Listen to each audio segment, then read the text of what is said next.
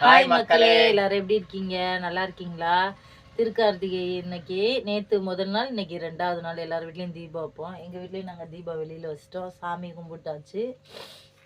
எனக்கு இந்த கார்த்திகை அன்னைக்கு தலையை குளிச்சுட்டு வேலைக்கு போயிட்டு வேற வந்துட்டேன்னா, மூக்கு அடைச்சிட்டு முடியல. என்னால் வீடியோவே எடுக்க முடியல. இப்போ வந்து சந்தைக்கு போயிட்டு வந்தார். நானும் தான் கூட போனேன். பேங்க் வேலையாக போனேன். பேங்க்கில் வேலை நடக்கலை, அதனால் போயிட்டு வந்துட்டோம். காய்கறியோட விலையெல்லாம் கேளுங்க. எவ்வளோமா? தக்காளி எவ்வளோமா? அந்த தக்காளி இது 2 கிலோ 50 ரூபா. காயாவே வாங்கிட்டேன்னா நமக்கு ஒரு வாரத்துக்கு வேணும்ல. 2 கிலோ 50 ரூபா நமக்கு கம்மியாக கொடுத்தாங்களோ. வாடிக்கை வாங்குற கடை. நம்ம சந்தைகளில் எப்படி வந்து நம்ம காய்கறியில் கொஞ்சம் கம்மியாக சீப் அண்ட் பெஸ்ட்டாக வாங்கணும் அப்படின்னா, நாங்கள் வந்து இப்போ தொழில் பண்ணுறோம், கடை வச்சுருக்கோம். இப்போ வந்து கடையில் வந்து ரூபா 2 ரூபா வியாபாரம் தானே. அப்போ என்ன ஆகும்னா சில்லறைங்க கிடைக்கும். அதை வந்து நாங்கள் ஒரு உண்டியலில் போட்டு வச்சுக்கிட்டே இருவோம். நோட்டுகளை மட்டும் எடுத்து இதை ஜாமான் வாங்குறத வாங்கிடுவோம். அந்த சில்லறைகளை போட்டு வச்சுக்கிட்டே வரும்போது, முன்னாடியெல்லாம் நான் சின்ன பிள்ளையா இருக்கையில் சில்லறை 100 ரூபா கொடுத்தா 5 ரூபா கமிஷன் கொடுப்பாங்க. 100 ரூபா சில்லறையை கொண்டு போய் கடையில் கொடுத்தோம்னா 5 ரூபா கமிஷன் கொடுப்பாங்க. அந்த 5 ரூபாய்க்கு நாங்கள் ஏதாவது ஸ்நாக்ஸ் வாங்கிட்டு 100 ரூபா சில்லறையே கொடுத்துருவோம். ஏன்னா சின்ன பிள்ளை நாங்கள் ஹோட்டல் வச்சுருந்தனால அப்பா அம்மா.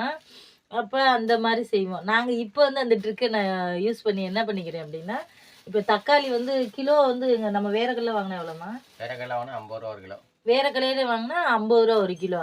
இங்கே வந்து இது 1.5 கிலோவே எங்களுக்கு 50 ரூபா தான் கொடுத்துருக்காங்க. பெஸ்ட்டு அது இல்லாமா இங்கே இருங்க, இந்த தக்காளி ஃப்ரீயாக கொடுத்தாங்க. கொஞ்சம் இது வந்து இது எப்படின்னா, அது இது காயாவே வந்து 1.5 கிலோ 50 ரூபாய்க்கு வாங்கினா, இது வந்து ஒரு கிலோ இருக்கும். இது கொஞ்சம் ஃப்ரீயாகவே கொடுத்தாங்க பழகுறனால. அதாவது நம்ம என்ன செய்யணும்னா, சந்தையில் போகணுன்னே எல்லாத்தையும் வாங்கக்கூடாது. கொஞ்சம் அப்படியே அலசி இலசி வாங்கினோம்னா நல்லாயிருக்கும்.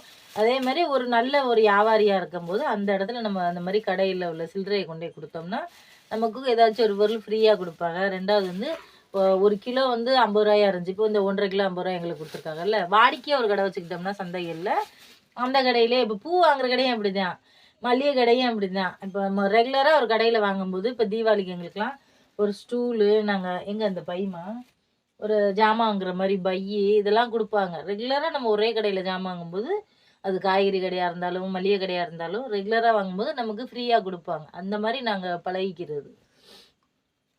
உருளைக்கிழங்கு எவ்வளோம்மா கிலோ? 40 ரூபா. இங்கே இருங்க, இது வந்து ஃபேன் உடஞ்சி போச்சு.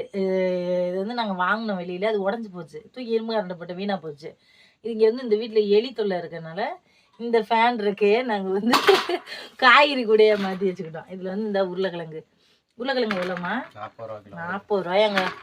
ஒரு கிலோ வந்து 40 ரூபாயா. இது கொஞ்சம் 2ஆம் நம்பரு. 1ஆம் நம்பர் வந்து 70 ரூபா. ஆமாம்.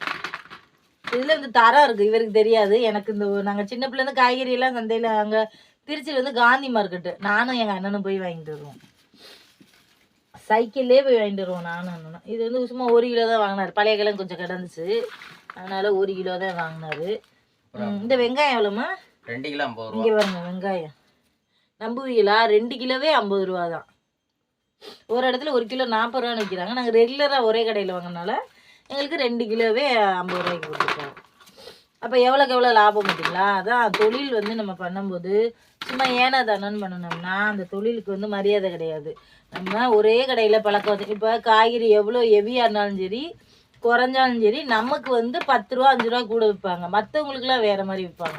நமக்கு வந்து எப்போவுமே 10 ரூபா 5 ரூபா கூட விற்பாங்க. நம்ம எந்த பொருள் இப்போ ஒரு நகைக்கடையிலே ரெகுலராக அந்த கடையிலே வருஷத்துக்கு ஒரு நகை வாங்குறோன்னு வச்சுக்கோங்களேன், அதே கடையில் வாங்கும்போது நமக்கு வந்து தரம் குறையாது, நம்பிக்கை அவங்க மேலே நமக்கு வரும்.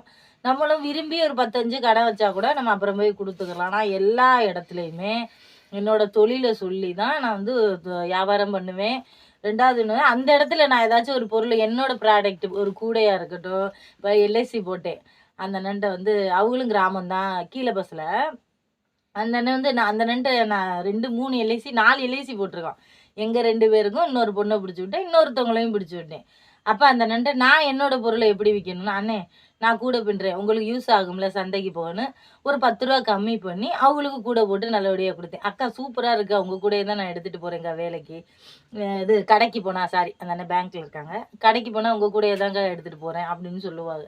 அந்த மாதிரி நம்மளுக்கு அந்த ஒரு திறமை இருக்கணும். திறமை இருந்தால் தான் எந்த இடத்துலையுமே நம்ம பிழைக்க முடியும். இல்லைன்னா நம்மளை முட்டாள்னு ஏமாற்றிட்டு போயிடுவாங்க. நான் சிரிச்சுட்டே இருக்கேன்னா என்னை ரொம்ப ஏமாற்றுவாங்க. ஆனால் வந்து நான் அப்படி வந்து நினைக்க மாட்டேன். என்னை ஏமாத்துறாங்கன்னு எனக்கு தெரியும். நான் என்ன பண்ணுவேன்னா அதுக்கான நேரம் நம்மளுக்கு வரும், இப்போ நம்ம வெயிட் பண்ணணும் அப்படின்னு சொல்லி நான் வெயிட் பண்ணிடுவேன். சரிங்களா? இப்போ இந்த கத்திரிக்காய் வந்து ஒரு ஒரு இடத்துல எப்படின்னா தட்டு 20 ரூபான்னு வச்சுருந்தாங்க, ஒரு இடத்துல 1/4 கிலோ 40 ரூபான்னு வச்சுருந்தாங்க. இந்த இடத்துல நான் வாடிக்கையாக வாங்குறதுனால எனக்கு வந்து 1/2 கிலோவே 20 ரூபான்னு தான் கொடுத்தாங்க. அதுமாரி கவர் இந்த கவரில் போடுங்க. இது எல்லாத்தையுமே நான் வந்து ஸ்டோர் பண்ணி ஃப்ரிட்ஜில் வச்சுருவேன். வாஷ் பண்ணலன்னு நினைக்காதீங்க, இது ஆல்ரெடி இப்போ வந்து எல்லாம் நனைஞ்சு போய் மழையில் இணையுமே கிடந்துச்சு. நம்ம எடுக்கும்போது வாஷ் பண்ணிக்கலாம். நம்ம வந்து எடுத்து வாஷ் பண்ணி தொடச்சி க்ளீனப்பாக வைக்கணும்னு நினைப்பாங்க. அப்படிலாம் இல்லை, நாங்கள் எப்போவுமே இப்படி எடுத்து வச்சுடுவோம். இப்போ ஃப்ரிட்ஜ் இருக்கனால நம்ம ஃப்ரிட்ஜுக்குள்ளே வைக்கிறோம். ஃப்ரிட்ஜ் இல்லைன்னா என்ன பண்ணுறது? 1/2 கிலோ கத்திரிக்காவே வெறும் 20 ரூபா தான் இந்த கத்திரிக்காய். பிடிச்சிக்கிங்களா? நல்லா ஃப்ரெஷ்ஷான கத்திரிக்காய். என்னமோ ஒரு ஊர் சொன்னாங்களே, என்ன ஊர்? நம்ம ஒரு மாரநாட்டுக்காயின்னு சொன்னாங்க. மாரநாட்டுக்காய் அப்படின்னு சொல்லி சொல்கிறாங்க. எவ்வளோ ஃப்ரெஷ்ஷாக இருக்குங்க. இந்த மாதிரி நம்ம பொருள் வாங்கும்போது அந்த பொருளோட தரமாக நம்ம வாங்கினோம்னா, இப்போ சந்தையில் எப்படின்னா காலையிலேருந்து நாம் போனது வந்து 1 மணி இருக்குமாம்மா, 10 மணிக்கெல்லாம் சந்தை ஓப்பன் பண்ணிடுவாங்க, 9 மணிக்கெல்லாம் ஓப்பன் பண்ணிடுவாங்க. 10 மணிக்கெல்லாம் கொஞ்சம் எல்லாம் எடுத்து வச்சு ரெடி பண்ணி, அப்போல்லாம் விலை ஹெவியாக இருக்கும். கொஞ்சம் இப்போ 1 மணினா மதியான டைம் ஆகிரும். அப்போ காய்கறியெல்லாம் கொஞ்சம் குறையும். எப்போவுமே அந்த மாதிரி நேரங்களில் தான் போகணும். சில பேர் அங்கே உள்ளவங்க மானாமலை உள்ளவங்களாம் சாயந்தரம் தான் போவாங்க. இங்கே எப்படின்னா எங்களுக்கு பஸ் வசதி இல்லை, 2வது ரோட்டில் அவ்வளோவா லைட்டு இல்லை. அதனால் நாங்கள் ஒரு 1 மணி 2 மணிக்கு, ஏன்னா நம்ம அப்போ போனாதான் திரும்ப வந்து 4 3 மணிக்கெலாம் நம்ம பால் பீச்சு பால்காரட்டை ஊற்றணும். அதனால் நாங்கள் வந்து 1 மணிக்கு போவோம். நான் போனால் வேலைக்கு போயிட்டேன்னா நான் 2:30க்கு தான் வருவேன். 1 மணிக்கு போயிட்டு மாட்டுக்கு தண்ணி இனியெல்லாம் ஊற வச்சுட்டு அதுக்கப்புறம் வருவார். இந்த இருங்க அவரைக்காய். அவரைக்காய் அதே மாதிரி அவரைக்காய் வந்து வாடிக்கையாக எல்லாமே ஒரு 10 கடை பிடிச்சி வச்சுருக்கேன். 10 கடையிலையுமே ஒரு தட்டா 2 தட்டா? ஒரு தட்டு 20 ரூபா. இது வேற இடத்துல 30 ரூபா. விலை கூட கூட இருக்கும், ஒரு இடத்துல ஒரு மாதிரி இருக்கும்.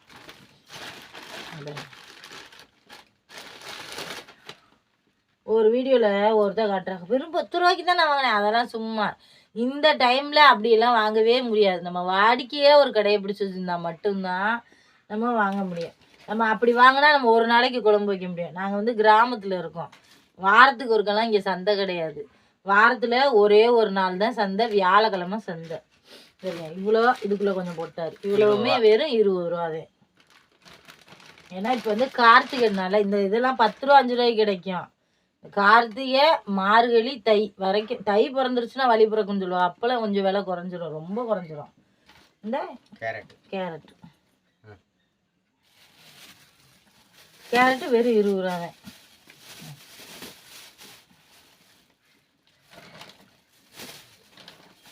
நல்ல டேஸ்ட்டாக இருந்துச்சு கேரட். நான் சாப்பிட்டு பார்த்தா வாங்கினேன்.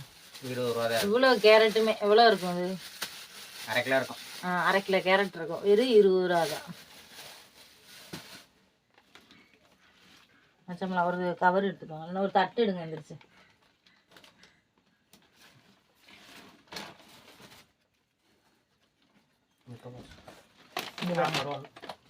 முட்டைக்கோசு இது எப்படியும் எவ்வளோமா இருக்கும்? 2 கிலோ இருக்குமா? 2 கிலோ 1.5 கிலோ இருக்கும். நல்லா பாருங்க, கேமராவே மறந்து போச்சு அந்த அளவுக்கு. இது எப்படி எவ்வளோமா? அது ஒரு பீஸ் 40 ரூபா. 40 ரூபா அந்த முட்டைக்கோசுலாம் ரேட்டு கூட. நாங்கள் வந்து 2 வாங்கினோம். 2 எவ்வளோ தெரியுமா? ஒரு கோஸ் 40 ரூபா. ஆனால் எங்களுக்கு எவ்வளோ போட்டாங்க தெரியுமா? வெறும் 60 ரூபா தான் போட்டாங்க. மாதிரி வாடிக்கையாக ஒரு கடை வச்சுக்கிட்டோம்னா நம்ம அந்த கடையில் நம்ம ரெகுலராக ஜாமான் வாங்கிக்கலாம். இங்கே பாருங்கள் எவ்வளோ பச்சை மிளகா இருங்க, இன்னும் இருக்குது கீழே. இவ்வளோ பச்சை மிளகாவுமே வெறும் 10 ரூபா தான். இந்த மாதிரி நம்ம வாடிக்கையாக ஒரு கடை வச்சுக்கணும். வாடிக்கையாக ஒரு கடை வச்சுக்கும் போது நமக்கு வந்து விலை கூட ஆனாலும் சரி, விலை குறைச்சானாலும் சரி, நம்ம வந்து ஒரு 10 ரூபா 5 ரூபா இல்லை பரிசில் 10 ரூபா இல்லை எனக்கு கருவேப்பிலை கொத்தமல்லி கொடுங்க சும்மா கொடுப்பாங்க, இல்லை எனக்கு. ஆனால் நம்ம வந்து அதுக்கு அப்படிலாம் நம்ம போய் வழிக்கு போய் அந்த மாதிரி அவ்வளோ ஒரு தொழில் பண்ணுறாங்க. நான் வந்து இல்லைன்னா அண்ணே நாளைக்கு வந்து அடுத்த வாரம் வந்தால் தரேனே, அக்கா வாங்கிட்டு போங்கக்கா உங்களுக்கு இல்லாததா அப்படின்னு சொல்லுவாங்க. அந்த மாதிரி நான் நல்லா பழகுவேன் எல்லார்ட்டையுமே. சண்டைக்குள்ளே போனால் அக்கா எப்படி இருக்கீங்க அப்படின்னு ஏதாச்சும் கொண்டுட்டு போய் கொடுப்பேன், பூ கொண்டு போய் கொடுப்பேன். அந்த மாதிரி நம்ம வீட்டில் ஒருத்தவங்க மாதிரி நான் பழகுவேன். அதனால வந்து எல்லாருமே என் மேலே நல்லா பாசமாக இருப்பாங்க. சந்தையில் காசு இல்லைன்னா அக்கா வாங்க காசு இல்லையா, நான் உனக்கு அக்கா காசு இல்லைக்கா தீர்ந்து போச்சுக்கா அப்படின்னு சொல்லுவேன். பரவாயில்லக்கா நீ அடுத்த வாரம் வந்து கொடுக்கா, ரெகுலர் கஸ்டமர் தானே அப்படின்னு சொல்லுவார். அதுதான் பழக்க வழக்கம். இது பாருங்க, இவ்வளோ பச்சை மிளகா எப்படி இது ஒரு 1/2 கிலோ பச்சை மிளகா இருக்கும், வெறும் 10 ரூபா தான். நம்புவீங்களா? சில காய்கறிகள் வந்து ரேட்டு ஹெவி, சில காய்கறிகள் வந்து ரேட்டு கம்மி. நானும் என் கணவரும் தான் போயிட்டு வந்தோம். கண்டிப்பாக லைக் பண்ணுங்கள், ஷேர் பண்ணுங்கள், சப்ஸ்கிரைப் பண்ணுங்கள். ஓகே, பாய்.